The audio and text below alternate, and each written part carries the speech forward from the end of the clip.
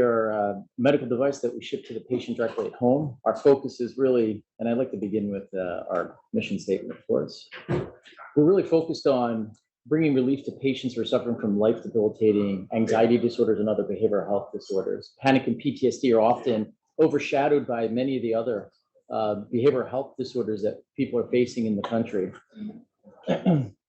And we actually have a novel solution where we bring it to the patient at home, 28-day treatment, and we'll get into this a little bit more, but we're providing patients a new pathway that gives them access to quality care that they may not be able to get otherwise. We've been around for 10 years.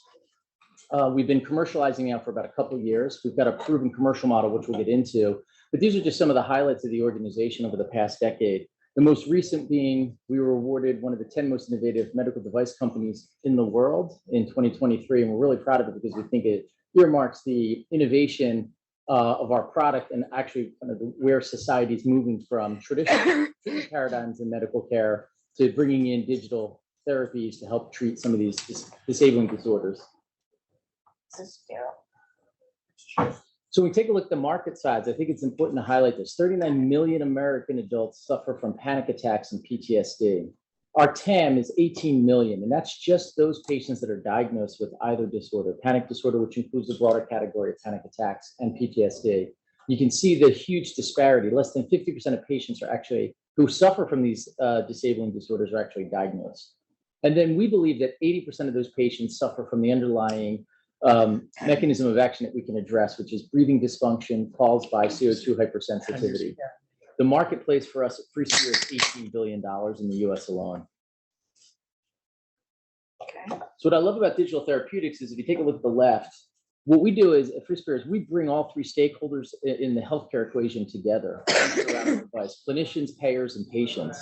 But one of the biggest issues that we can tackle is really the inequity that we see in healthcare now that's really focused in mental health.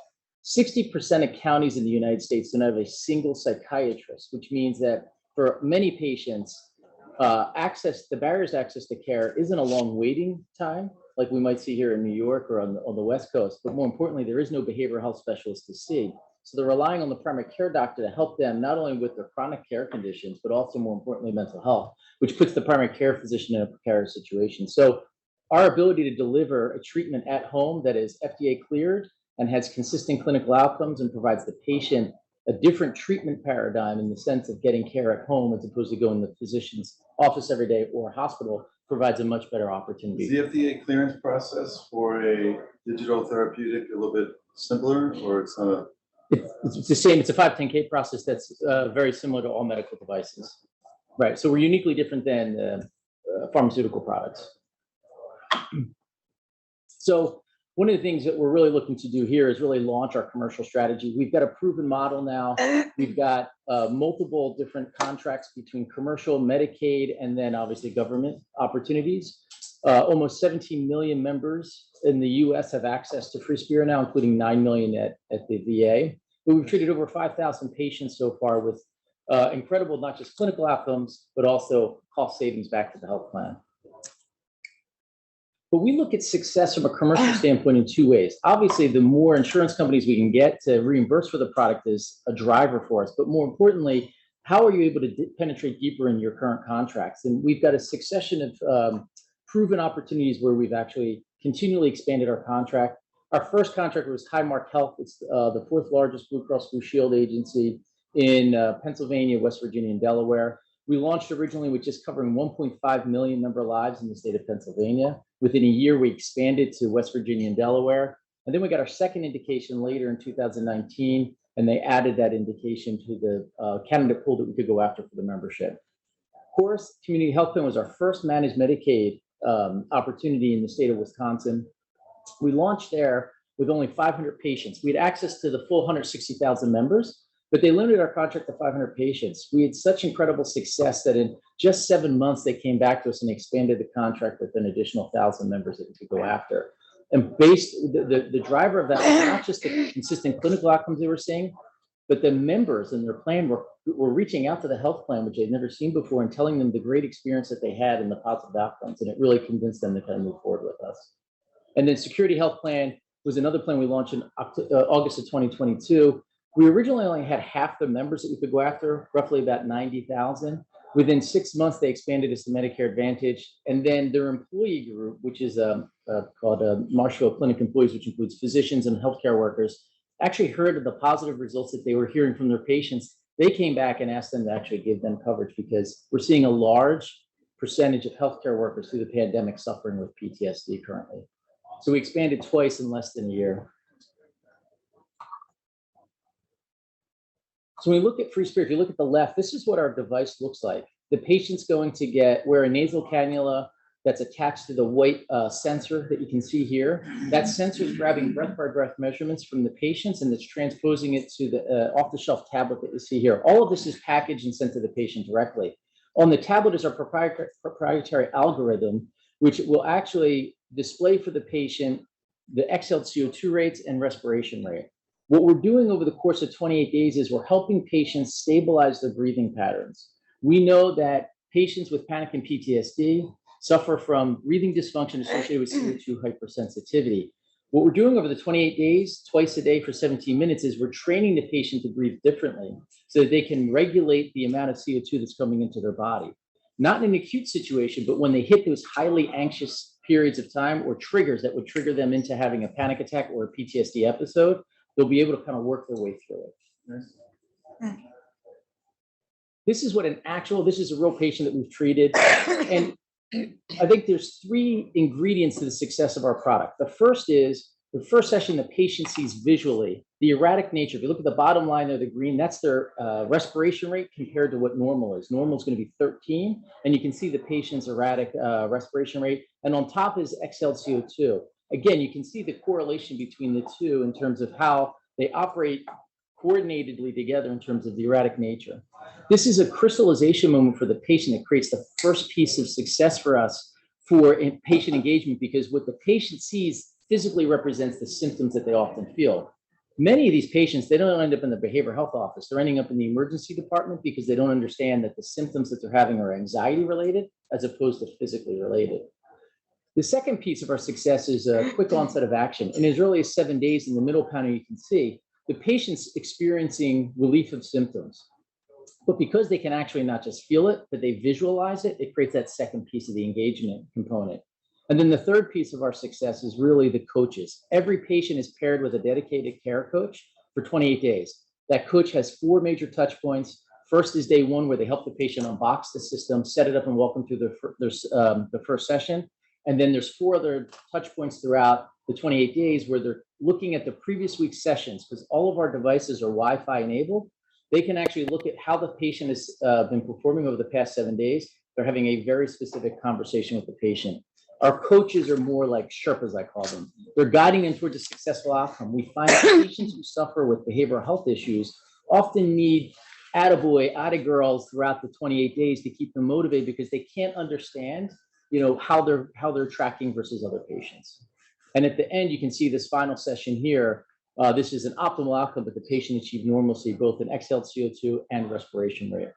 And I think the key for us, and what we're doing that's really different, is we're transposing patients from a passive participant, take this medication and come see me in 8 weeks and we'll see if it works, to an active participant in their own healthcare. We've got a 4-step process that really sets us apart from everybody else. But the key to our success is really identifying accurately those members in a health plan that are suffering from these disorders, and then reaching out to them directly. And we do this. We have a proprietary claims-driven analytics tool.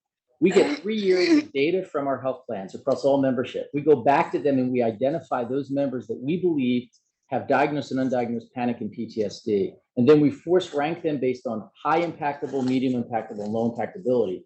Our focus is going to be on the diagnosed and high impactable patients predominantly.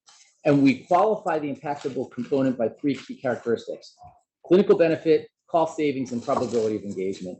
And then we work with the health plan to do direct outreach just to the targeted members. So we're de-risking for the health plan why they want to work with us, because we're not going to go after all their members. We're going to go after a smaller subset. So in a 100,000 member plan, roughly 7,800 patients will have either panic or PTSD. On the PTSD, you were here yesterday, I know you were at dinner last night. Did you meet with the DARPA team? Obviously, the PTSD is a big issue. Yeah, I just introduced myself briefly, but yes. Yeah, we get you connected. That'd be great. Thank you. Doing a lot there.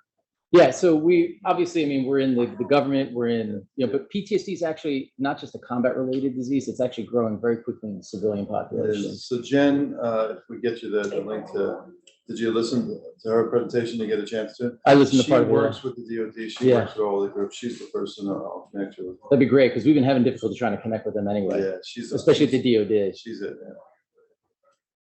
So at the end of the 28 days, the patient puts the device back in the box that we sent them. They put a package, prepackaged FedEx label on it, and they ship it back to us. We can refurbish it and push it out. And then we're billing health plans a single case rate using A9291 HCPCS code. And then we do quarterly business meetings with our client partners where we're giving them aggregated clinical outcomes for the members that went through Freespira. But more importantly, twice a year, we do specific cost savings, providing hard cost savings dollars to them based on the actual members that went through the plan twice a year so they can see. And what we're showing is about a 35% reduction in total medical costs. But key drivers are 65% reduction in emergency department costs and then huge drops in the utilization of primary care services. About 5 minutes. Great. And then this here, I think is important as we look at our clinical results. These are 3 different trials that we utilize for panic specifically. And you can see at the onset, all these patients were in the moderate to severe category for symptoms. Immediately post-treatment in the middle, you can see that most patients were under the category 6 and close to 5. If your score reduces to 5, you no longer meet criteria to have a panic disorder diagnosis. 12 months later, without any additional Freespira engagement, patients have stabilized their symptoms and continued to benefit. This is a study we talked about earlier about Highmark. As you can see on the right, cost reductions, 35% reduction in total medical costs 1 year post-utilization of Freespira, and that 65% reduction in emergency department costs we spoke about.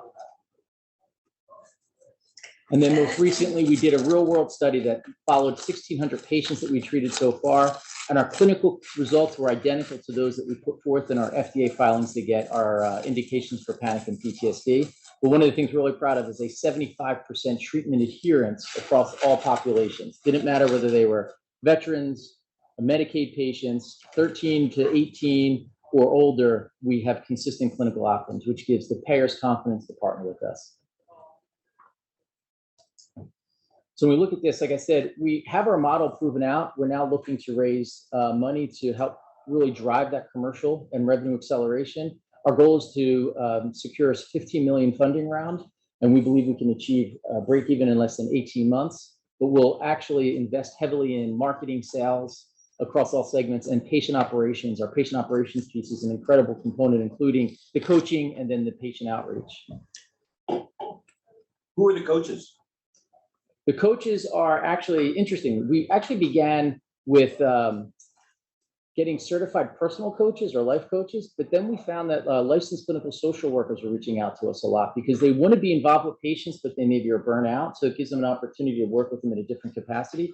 And LCSWs are actually much less expensive than probably most certified personal coaches. So it's not people in Philippines. No, everybody's in the U.S. Everything we do is in the U.S. Our manufacturing is in the U.S. We have to manufacture in the U.S. to be part of, to be a TAA compliant country for VA anyway, so. What's your revenue so far? You can pull this down maybe, I don't know. Take the presentation You down? can take it down, I think. Yep. What's the revenue, or unless you have some slides that talk about? No, so our revenue last year was about a little less than 1.1 million. This year, we're actually on track to do 3.5 million, and then we'll scale up after that. Our 5-year revenue ramp will achieve roughly 88 million in year 5. You working with any strategics, J&J or anything like that, or? We've had some discussions with the market climate. Things have shifted a little bit. It just takes a little bit longer, but we're in discussions with a large pharma group, Pfizer specifically, because they're building out a digital therapeutic arm. Yeah. ResMed, we've had a lot of discussions there. There's a high correlation between obstructive sleep apnea and PTSD. But more importantly, 60% of patients stop using CPAPs in the first 90 days because of anxiety associated with wearing the mask. We did a small QIP at the VA. We demonstrated that after utilizing Freespira, almost 40% of patients who stopped using CPAP re-engaged with CPAP, and half of them engaged after just 2 weeks of using it. So talking to ResMed about a way to kind of incorporate this into the How much have you raised so far? So to date, we've raised 48 million, which was predominantly spent on clinical research, product development, and then early commercialization. So we built out our model. And what stage you at? Yeah, We're late Series B. late Series B, okay. Yeah. So that's where we're trying to Yeah. raise that and kind of really ramp up our revenue this year. And why are so you're creating your own marketing arm on all this? Yes. Why aren't you just using a distributor or? So we're actually set up as our own distributor. One of the biggest issues that we found with our space is because, well, two things. One is the pay a distributor would cost 20 to 30% of the revenue. More importantly, most distributors aren't interested in working with us because we're not a $150, $200 million opportunity. So we actually are accredited, HQAA accredited. We can bill through CMS, so we can actually bill the health plans directly, and we can actually distribute our product to any patient in all 52 states, all 50 states. Who's the payor? Any individual. So we focus predominantly on health insurance plans. So Aetna, Cigna, Managed Medicaid, all of those, or in the government sector, it's going to be TRICARE or the VA. So insurance pays? Insurance does pay. We don't have global. It's going one by one. We don't have global reimbursement yet, but we're working one by one. We just launched with a large plan in New England called Point 32 Health. It's Harvard Pilgrim and Tufts. 6 days in and the launch is going fantastic. They just told us yesterday that it's the most successful new technology launch they've had in the history of their organization. So we'll be leveraging that to get larger payers across the country kind of on board. Just why don't you close up? I just got to grab the other speakers. Yeah. So technology, just so I understand it, and I want to minimize it, but Sure. the question is really controlling the breathing That's right. associated and helping and educating the person that has that to monitor. So yeah, I mean, here's a very simplistic way to look at it. Think of it as nose breathers versus mouth breathers, right? It's trying to change that person as a mouth breather into a nose breather. Most people don't realize that breathing through your nose is much more efficient in terms of all facets of life. In fact, I just shared with some people last night that a recent statistic is the last 2 decades, the winner of the New York City Marathon, they were all nose breathers. They actually track that from a marathon standpoint because they know it's much more efficient it actually provides more oxygen into the body. So if you can actually teach people to breathe appropriately and manage that CO2, you can actually help them avoid many of the triggers. Yoga, it's all about breathing. In through your nose, out through your mouth. That's right. Great job. Fantastic. Thank you, everybody.